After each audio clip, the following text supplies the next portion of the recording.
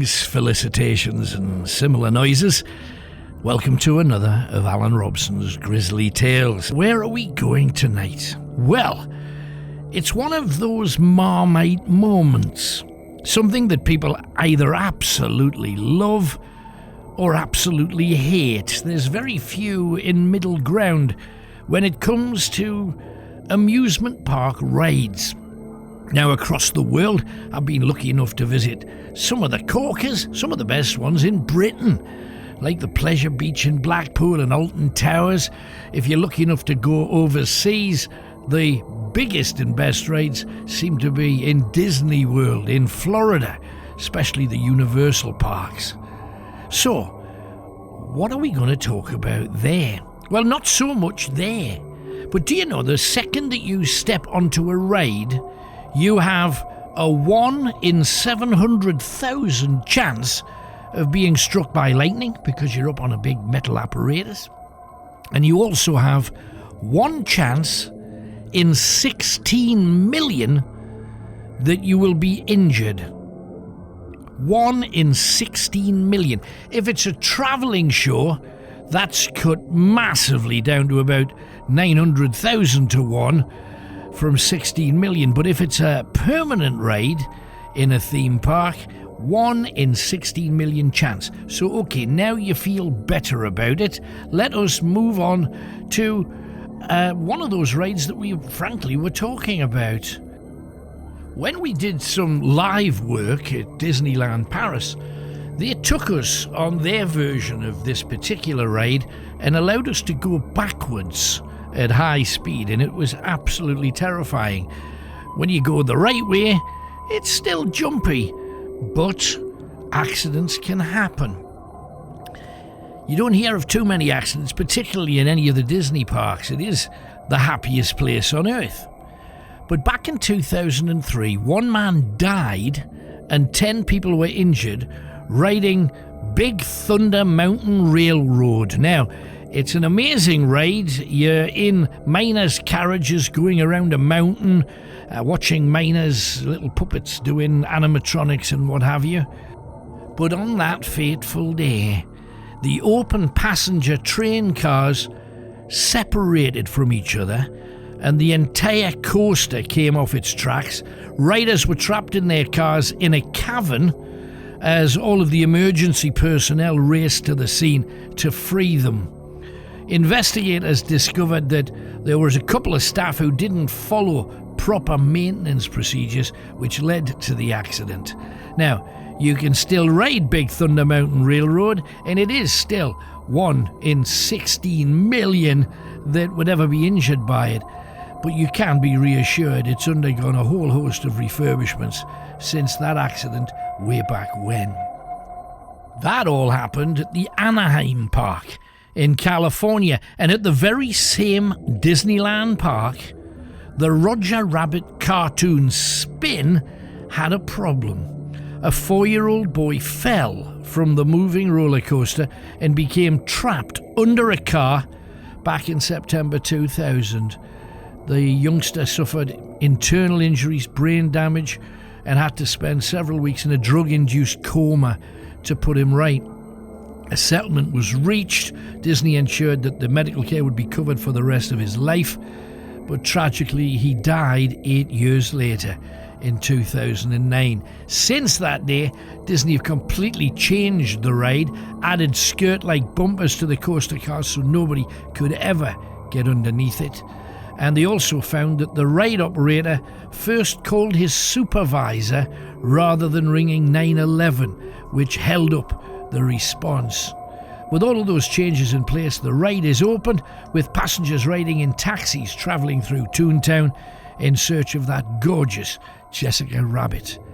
So even the most careful can still lead to horrific situations. Now, I know you come to this feature because you're a fan of all things grisly. Well, this one is grisly. If you can imagine a water slide that goes pretty much straight down about 100 feet, then throws you right up in the air and brings you down another 100 feet, then you've pretty much got the Verrückt water slide in Kansas City in Kansas. In 2016, a 10-year-old boy died tragically while visiting the water park. It's called the Schlitterbahn Water Park. He was riding the Verrückt. It's a 168-foot tall water slide that was certified by the Guinness Book of Records as being the biggest in the world. This young lad was decapitated when the raft he was riding in went airborne, causing him to hit a metal rod used to hold a safety net in place. 2 other passengers in the same raft were also very badly hurt.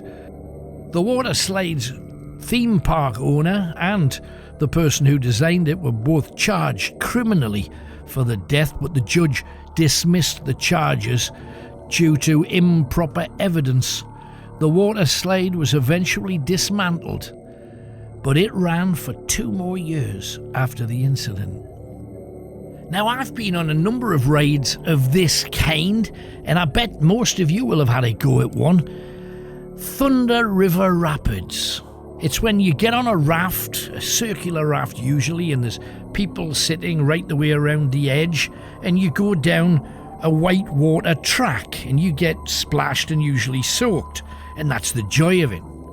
Well, in Queensland, Australia, Dreamworld is the largest theme park in Australia, and the Thunder River Rapids were meant to mimic the thrill of whitewater rafting. But back in 2016, the situation took a really chilling turn because 2 rafts collided. Now, it's normal that there's a number of rafts in the river at any one time, but they're supposed to be kept apart by between 15 and 20 yards. In this case, one hit the raft in front, causing it to flip over and trap the passengers it was carrying underneath, unable to get out because of the hard-backed seats. 4 people died in that accident. Luckily, a couple of young children riding in the raft somehow managed to free themselves and swim out back to the surface, and they were pretty much unscathed. The executives decommissioned the ride immediately in respect of the victims and their families. The entire park was shut down. Then there was a lengthy safety review and audit, and since reopening, the park hasn't had a single incident of any kind. It's kind of like what I said. The best made plans, no matter how much care you take, nobody can prepare for a totally freak accident. Speaking of strange freak accidents, Lightwater Valley Theme Park in North Yorkshire, near Ripon in England. It was a brand new ride, this thing called the Treetop Twister. It was a spinning ride that took passengers through various tight twists and turns. Now, it had been open for roughly a fortnight when 2 carriages on this very fast roller coaster collided, resulting in the death of a 20-year-old student. 3 men were also hurt in the same accident. Faulty wiring, improper training, the wheels being quite worn for a relatively new ride, and the fact that the person operating the ride didn't do what they'd been trained to do. The ride was called the Twister, known as the Twister, and it remains open to this day. It has been tried and tested and checked, and provided everybody follows the correct procedure, and they have done since. This is how it's advertised. This spinning roller coaster gives an awesome fun-packed experience for all the family, with passengers boarding a strange waltzer-shaped ride car and heading on an epic ascent to the treetops. Well, it was a very different ride when it was not maintained properly, and that's the point. They really need to be looked at. Now, the Tower of Power is a Superman ride in Louisville, Kentucky. And I tell you, this is not a nice thing. The Six Flags Resort, now they're some of the biggest theme parks in the US. Back in 2007, a 13-year-old little girl suffered an awful accident that would lead to her feet both being cut off. A cord got wrapped around her feet and it severed them from her legs at the ankles. Doctors were able to miraculously reattach one foot, but they were forced to amputate the other leg just below the knee. The ride takes you up 177 feet before dropping you at 54 miles an hour. It was dismantled immediately after that, and the entire theme park closed because of financial troubles. And courageously that girl relearned to walk and was amazing about the whole thing. Her name, Caitlin Lassiter, told the local press that everything happens for a reason. Everybody has their own life story, and mine was supposed to have this amazing and huge detail in it. And how courageous do you have to be to view it in that way? Incredible. At a theme park called the Islands of Adventure, I went on a ride that's a little like that, and it drops you from a massive height, and it's the only time that I've actually been able to feel both of my testicles in my throat. Now, if you've ever been to Utah, particularly a place called Farmington, there is the Lagoon Amusement Park, and this park is open quite often, even when it's snowing. And the roller coaster there is simply called the roller coaster. It's a wooden ride, and it was built way back in 1921, and it's been running since the park opened, despite a handful of deaths and a number of accidents. Now, quite often accidents happen because of what we do on the ride, nothing to do with the actual ride itself. In this case, a 13-year-old girl died after she stood up as the coaster crested a hill, and she fell forward onto the tracks and was hit by two cars before falling an awful 35 feet to the ground. A 20-year-old man also fell when he attempted to stand up on the coaster back in 1934, and a maintenance worker was killed in 1946 when he was struck whilst working on scaffolding on the coaster. You can still ride this coaster, but please, please do not ever stand up. Now, there's another roller coaster that's actually called the Rolo Coaster. It's in Pittsburgh in Pennsylvania in the United States, and the park is called the Idlewild and Soak Zone Amusement Park. And once again, members of the public doing what they were told not to do led to an awful accident. The boy was sitting next to his older brother when the Rolo coaster rounded a curve at the highest point. The young lad was thrown out of one of the cars. This was in 2016. And he fell 10 feet and landed close to a fence. The boy spent 2 months in hospital with a head injury, and he made a full recovery. An investigation uncovered that the ride operators failed to notice when the boy swapped seats so that he could sit next to his brother when the ride dictates you must be sitting next to an adult. The roller coaster remained closed for 2 years, reopened in April 2018 with added safety features.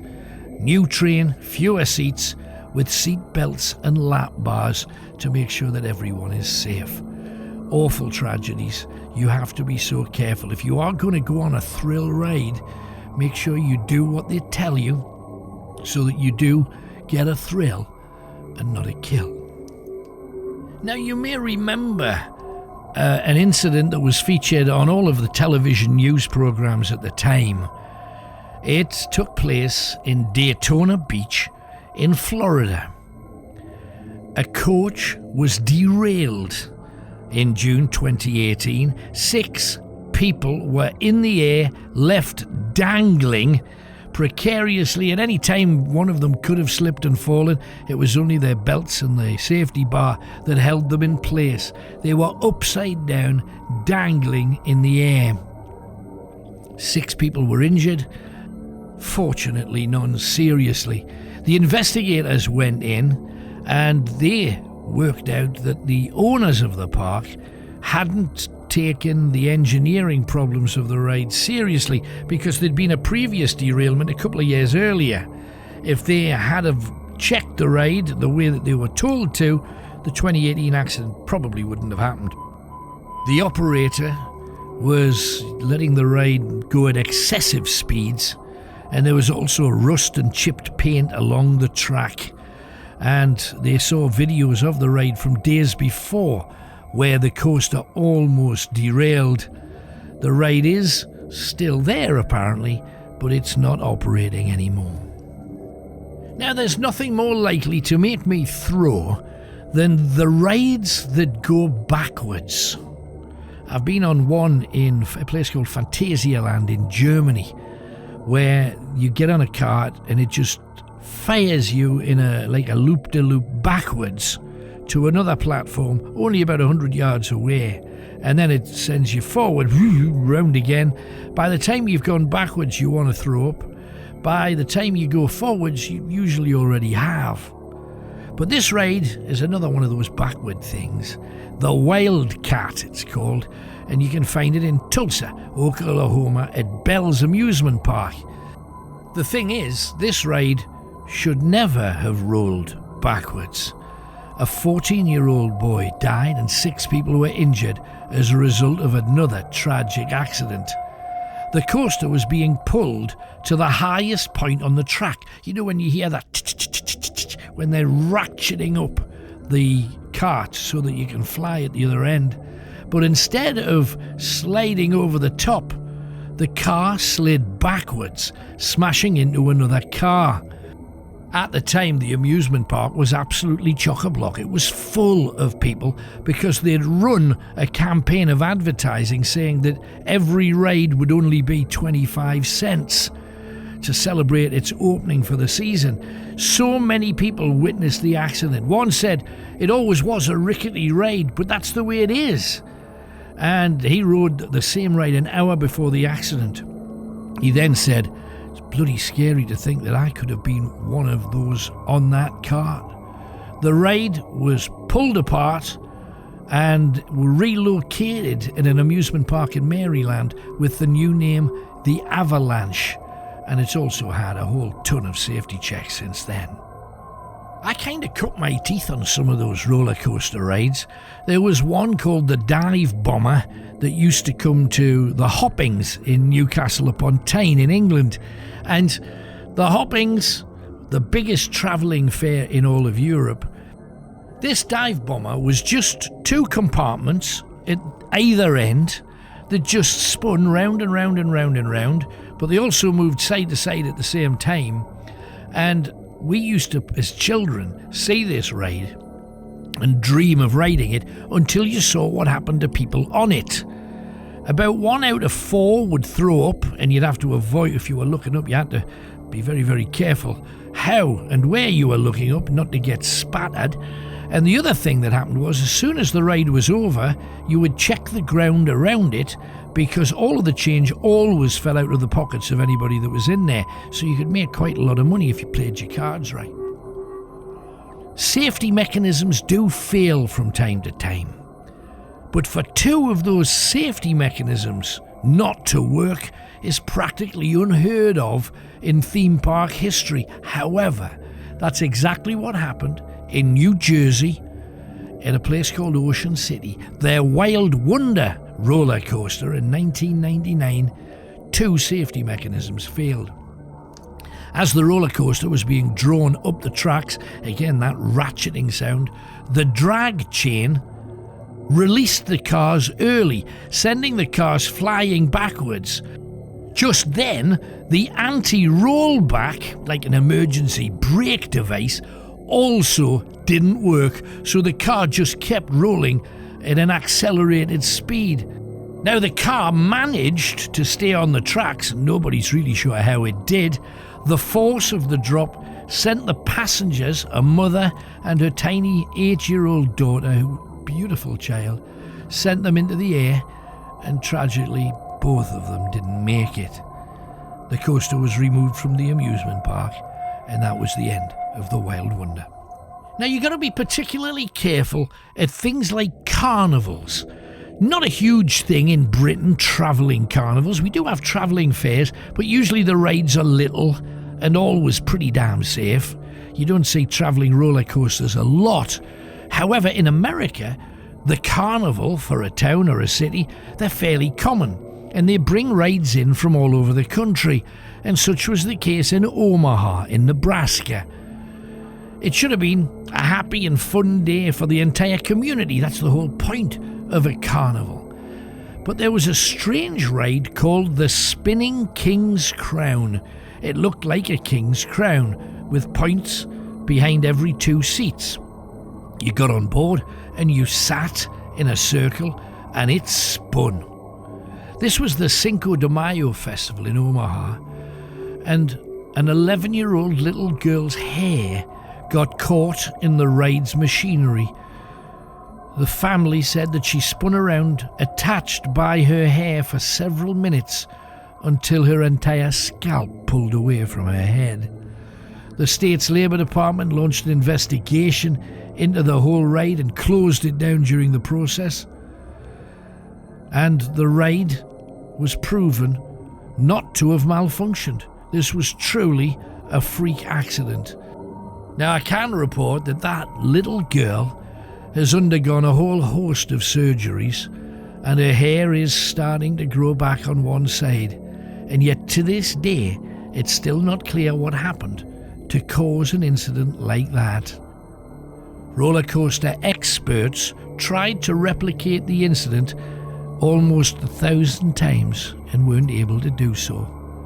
Freak accidents, you just cannot insure against them. Now, I mentioned a ride earlier that I was on that I absolutely hated. They're the worst kind of roller coaster ride in my opinion, yet some people say it's their all-time favourite. It's these drop rides. They're everywhere. They're all over the world. You get strapped into a chair with your feet dangling below you. You're pulled up to the top of a huge tower, and then you're allowed to fall back down at top speeds, and you usually bounce up and down a bit on what appears to be something like a bungee cable. And this is kind of what was supposed to happen at the drop zone at the Great America theme park, Santa Clara, California. Now, the drop is 224 feet. And in August of 1999, there was a tragedy. A 12-year-old boy died after somehow he slipped out of what is a fairly comprehensive safety harness and he fell from the ride. The boy's mother filed a lawsuit. And how can you argue with what she said? You don't go to an amusement park and leave without your child. You don't leave without your child and then have to plan their funeral. There was a huge investigation, a national outcry, and to this day, people still don't know how any child could slip out of what is a harness that you could almost parachute with. The ride is still in operation today, and despite the harness working perfectly, they've added a safety strap on it just in case it should fail. Now, if you live in Scotland or you're a regular visitor, you may have visited M&D's theme park in Motherwell in Scotland. They have 5 gondolas on a roller coaster that they call the Tsunami. Now, when 5 gondolas on the roller coaster came around a corner, they all detached from the ride's rails and fell to the ground. They hit the side of the ride on the way down, and miraculously, no one was killed in the accident. 9 passengers, mostly young children, were injured, but all made a full recovery.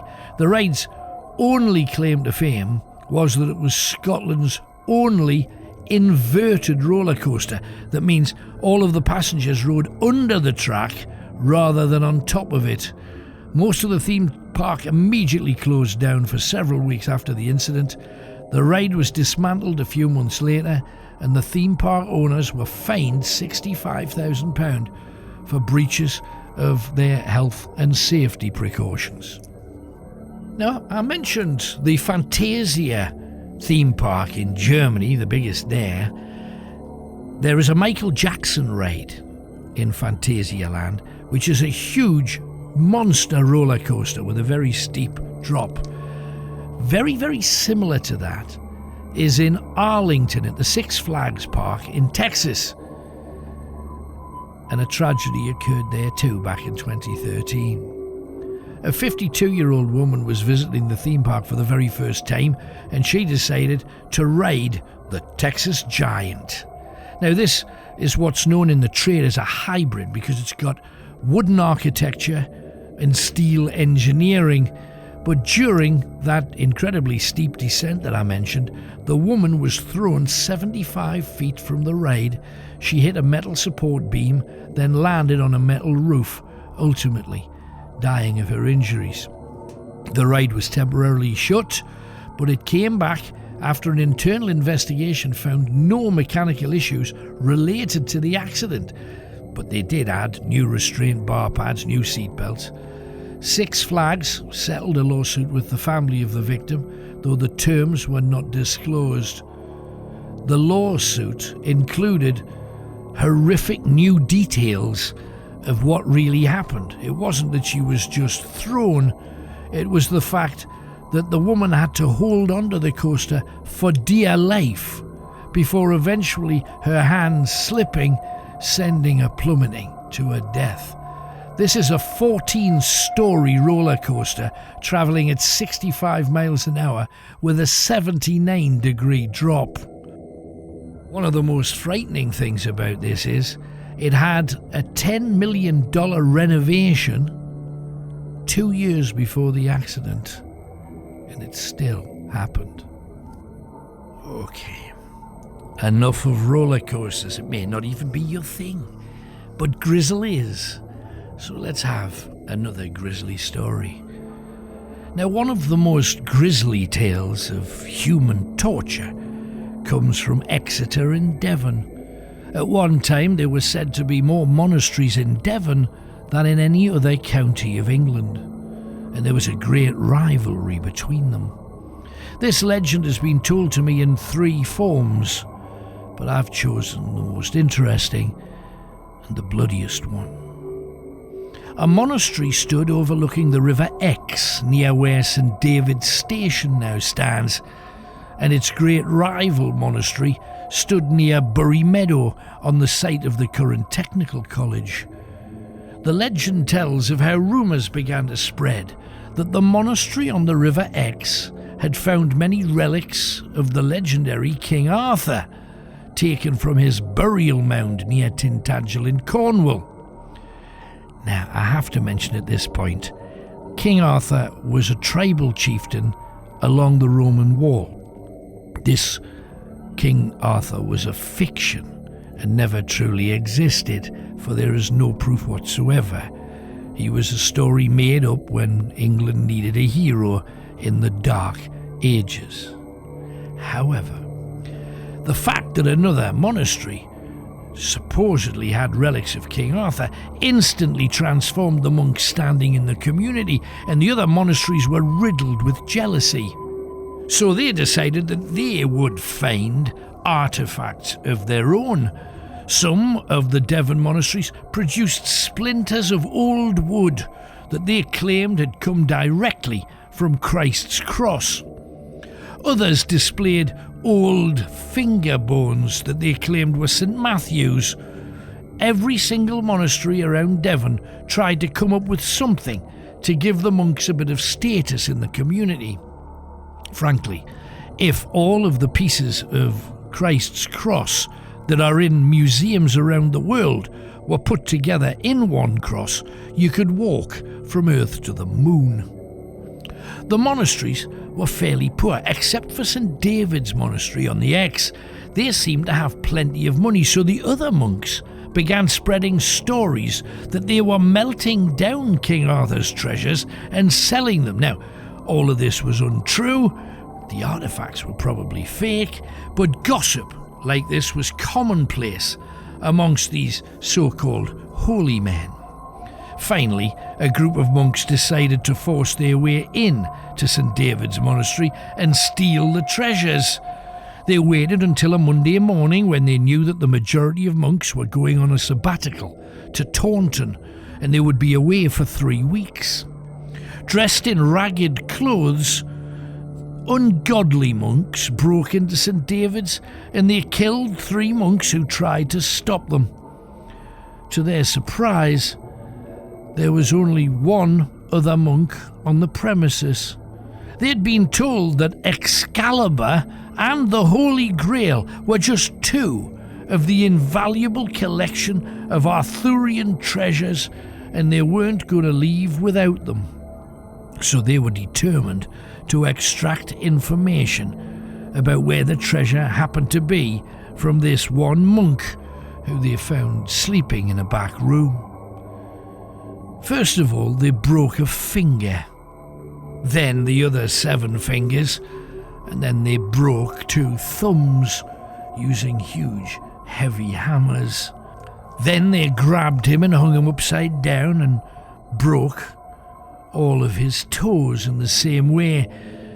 All the while he continued to stress that there was no gold, there was no silver, there were no Arthurian treasures. They then stretched the monk out on the ground. He was totally unable to defend himself without the use of his fingers, unable to stand without the use of his toes. So using a small knife, they slowly began to cut through his penis, and then, one by one, removed his testicles, pouring salt into the open wound before sealing the wound closed with a red-hot poker.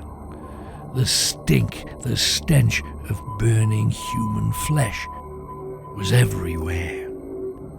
The monk lost consciousness, but was eventually woken up in time to watch as they forced a red-hot poker deep into his eye sockets. The rogue priests couldn't believe how stubborn the monk was, so finally they decided upon a common medieval torture. They placed the monk's broken body between 2 tables and then put a rat into a cage on his stomach. They then put red-hot coals on top of the cage, and the rat, panicking to try and get away from the heat, had only one way to escape: by literally eating its way, burrowing through the body of the victim.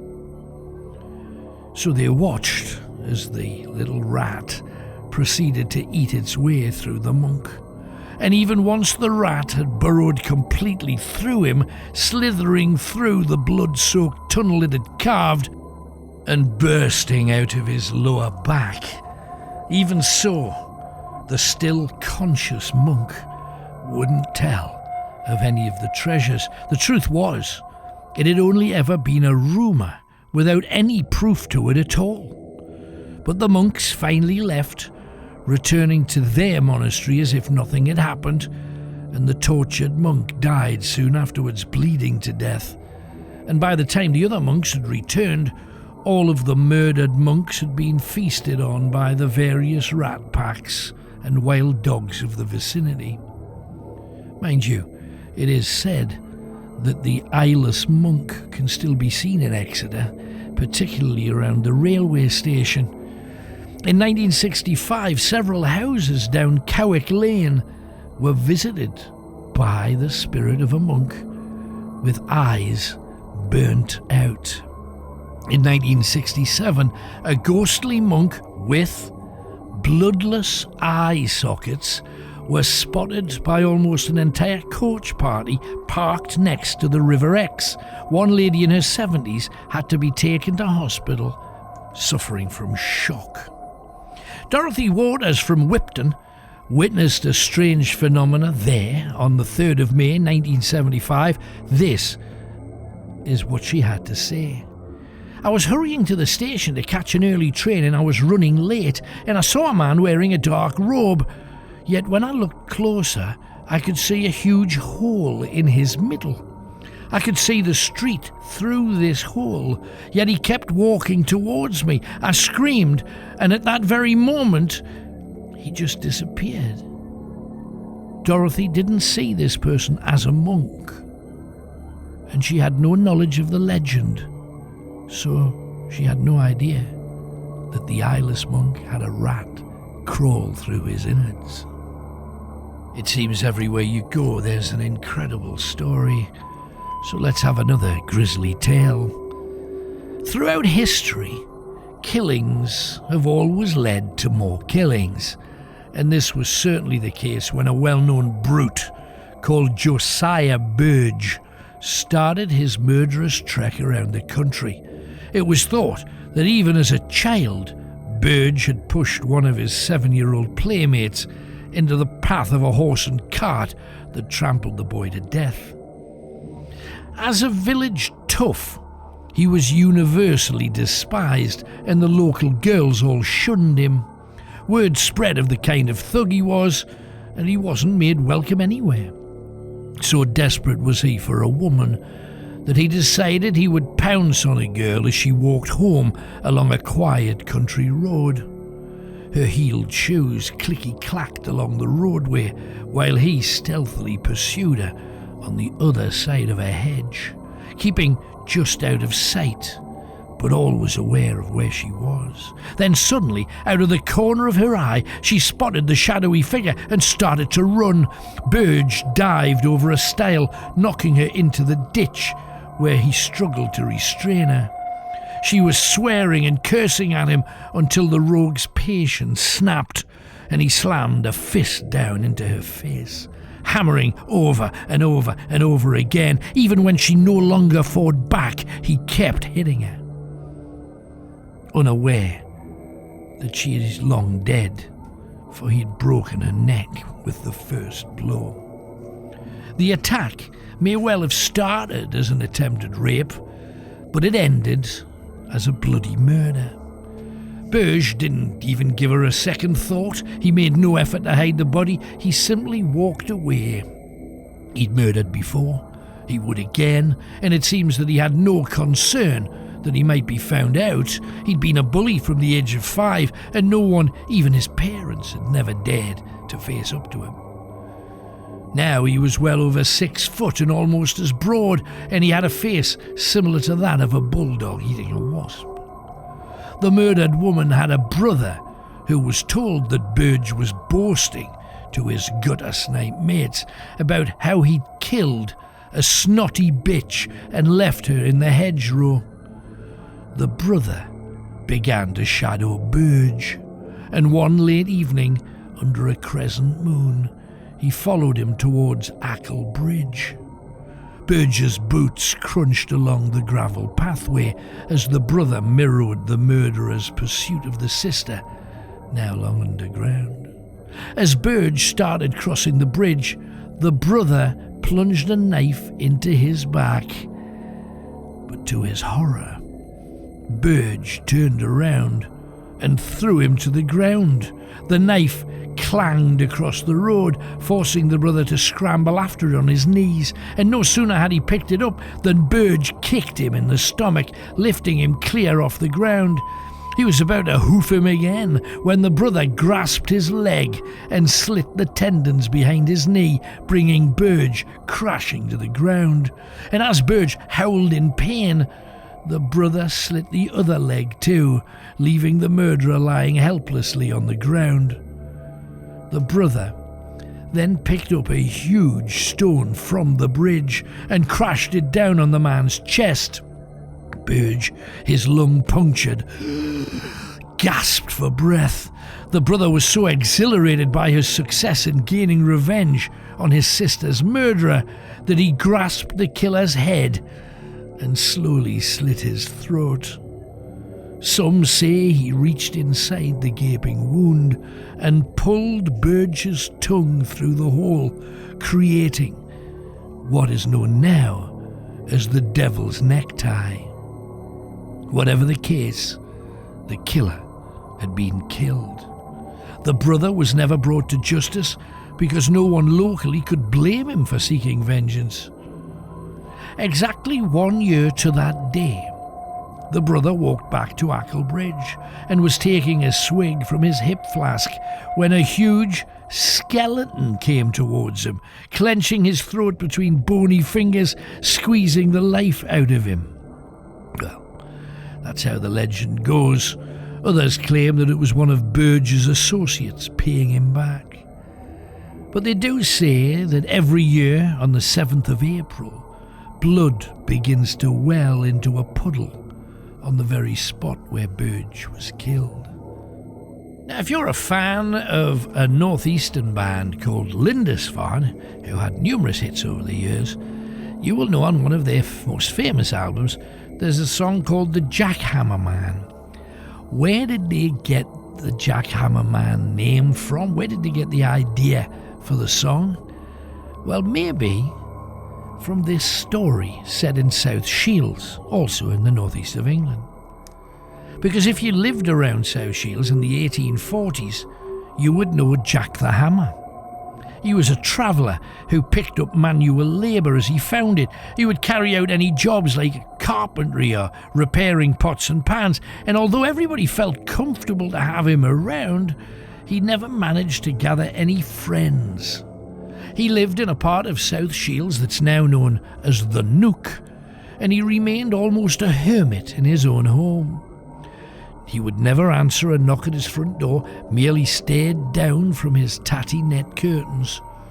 He was a tall blonde man with sagging shoulders and a huge beak-like nose, grimacing at anyone that dared bother him. People were so often rebuffed that they simply stopped calling on him. Neighbours never heard a sound from him, even when he was at home for long periods. When in his 50s, he suffered a bout of flu and he remained in bed and tried to sleep it out of him. And all that happened was he became weaker and weaker, eventually dying from a lack of nourishment. His neighbours were not even aware that he died, and the body began to decay in the rocking chair that he died in.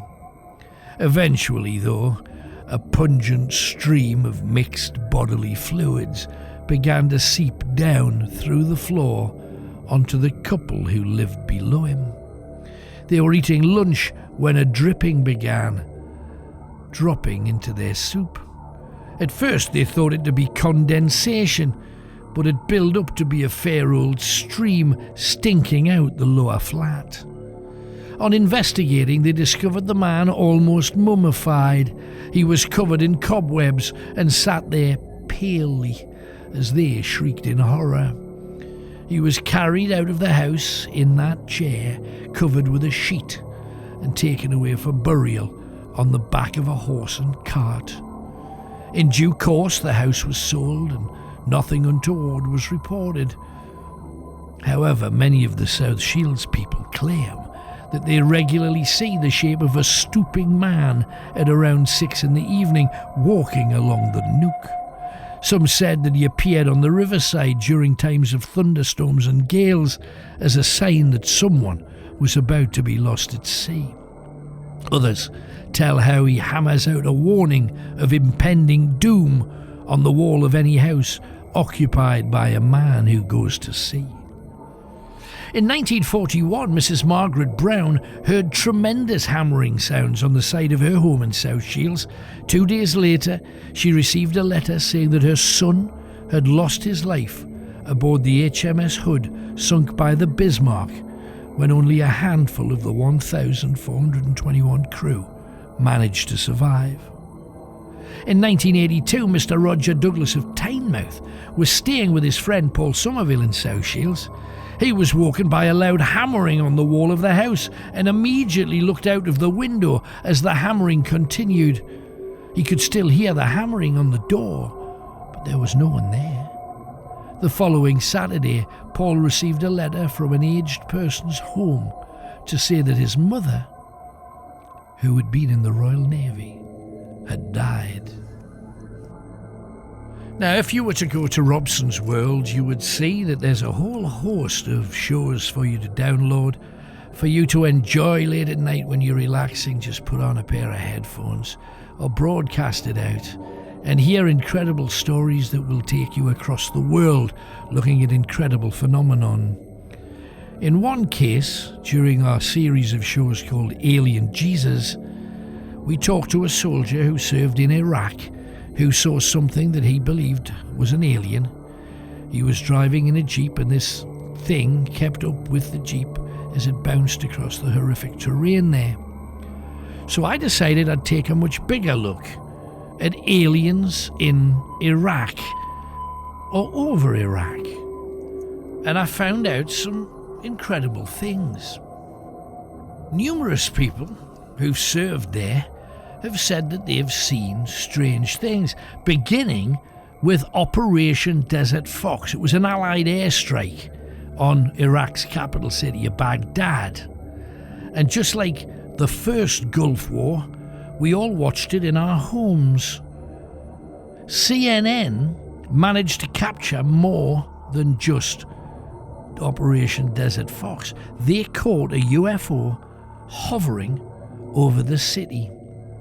Their footage even showed it moving away to avoid being hit by a stream of anti-aircraft fire, and it moved faster than any conventional aircraft could. At the time, any believers of UFOs thought this was the absolute clincher. They thought that everybody now had no choice but to believe that people from other parts of our universe were paying us a visit. And yet, there's a lot more linking aliens and Iraq.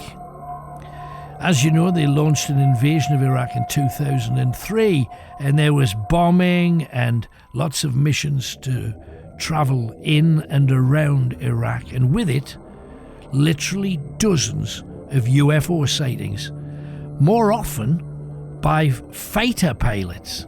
And there are also hundreds of unexplained radar contacts with always the same thing: strange craft that are unidentified, travelling far quicker than any known aircraft available on Earth.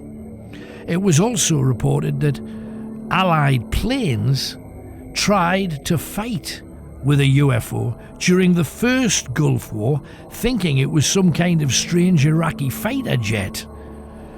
An American aircraft said they'd brought down a craft of unknown origin in Saudi Arabia back in 1998. So you would think the first thing they would do is head for the crash site, dig out all of the pieces, show that it wasn't a conventional aircraft. Proof is there. Yet the people that lived nearby in Saudi Arabia were all forced to leave their home. They were not able to go anywhere near the crash site because the craft was circular. It didn't have any engine, nor did it have any wings. And they also said that the wreckage that looked like heavy metal was as light as a feather when they carried it away. Now, was that taken by American scientists to reverse engineer? Who knows? But Russian intelligence sources admitted that a UFO had crashed in Iraq, and they said that Saddam Hussein was already working to try and reverse engineer the alien technology. Now that was a problem for the US. They certainly didn't want anyone in Iraq beating them there. At first, the whole story was dismissed. Nobody really believed it, but it kept coming back. Now, it was even claimed by some that Saddam Hussein had managed to give sanctuary to the aliens, keeping them in his own palace, the citadel of Kulat el-Julundi. Now, after the revolution that had brought him to power, the old royal family had that as a palace.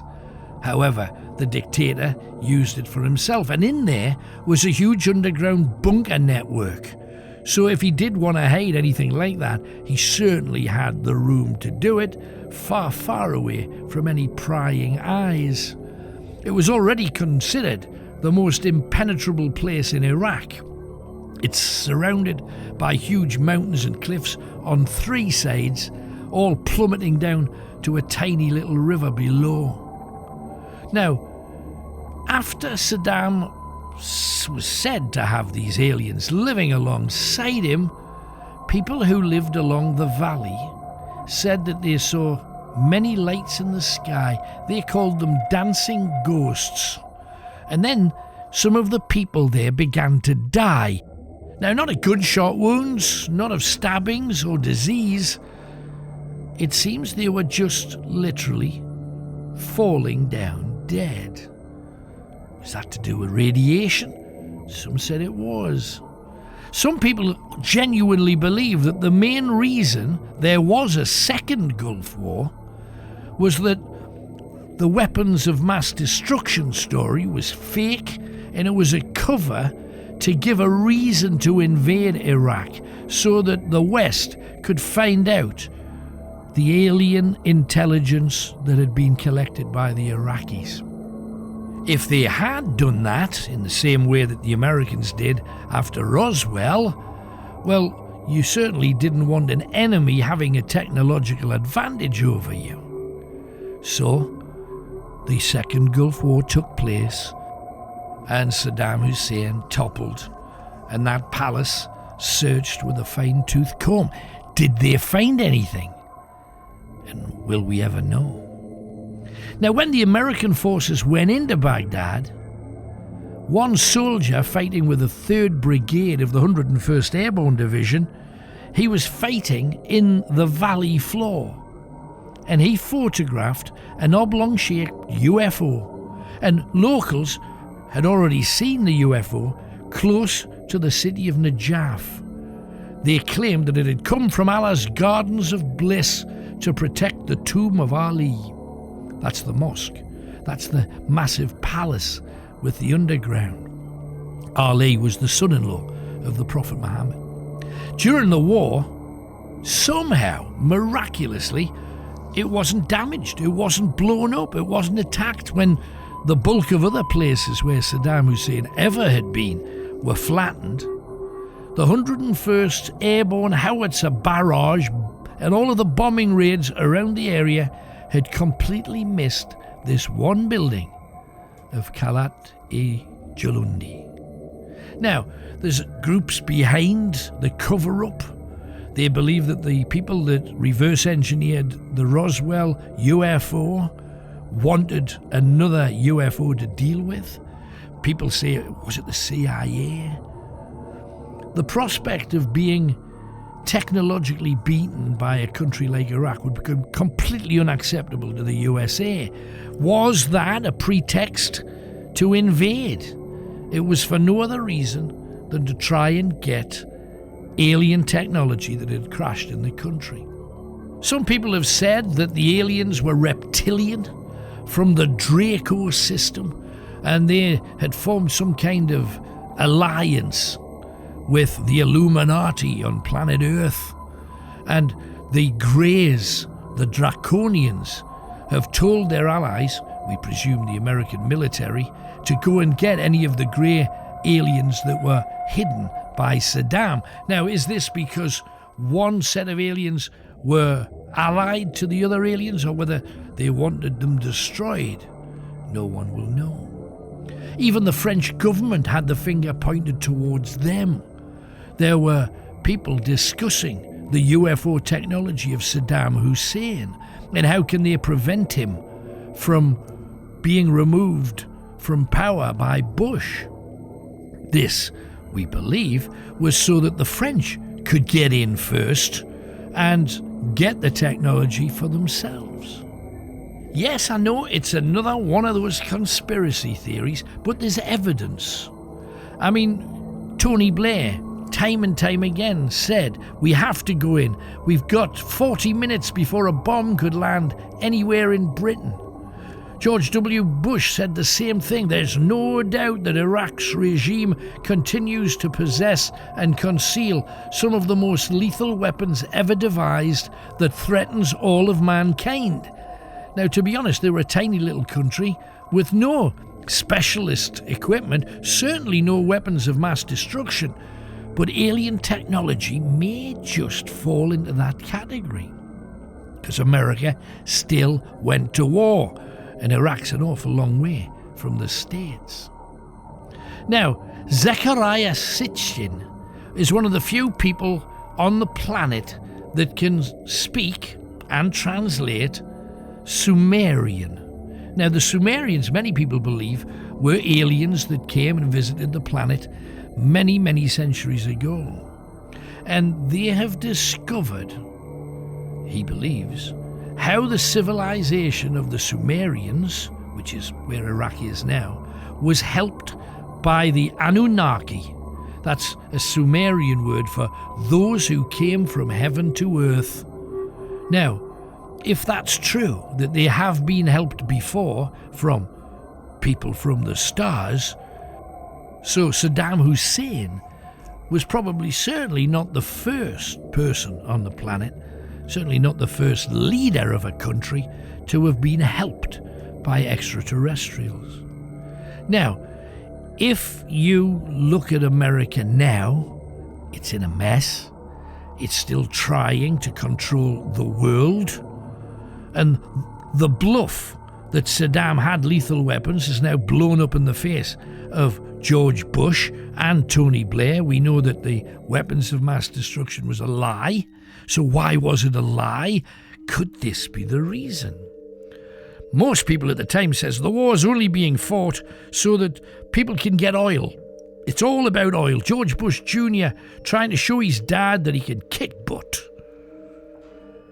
But whatever the real explanation for the Second Gulf War, if you know that they had no weapons of mass destruction, if you can admit to yourself that it wasn't purely about the oil, could it just have been that many, many countries, France, Germany, Italy, Britain, Canada, America, all went to war with little Iraq to try and get their hands on alien technology? Fascinating. If you've not heard the Alien Jesus series and this is your thing, I really suggest you go to robsonsworld.com and get your hands on some. I think you'll really enjoy it. But until we are back again, from me, Alan Robson, thank you for being with us. Keep the faith and please share these podcasts with as many as you can. And until we are together again, God bless you and I wish you well.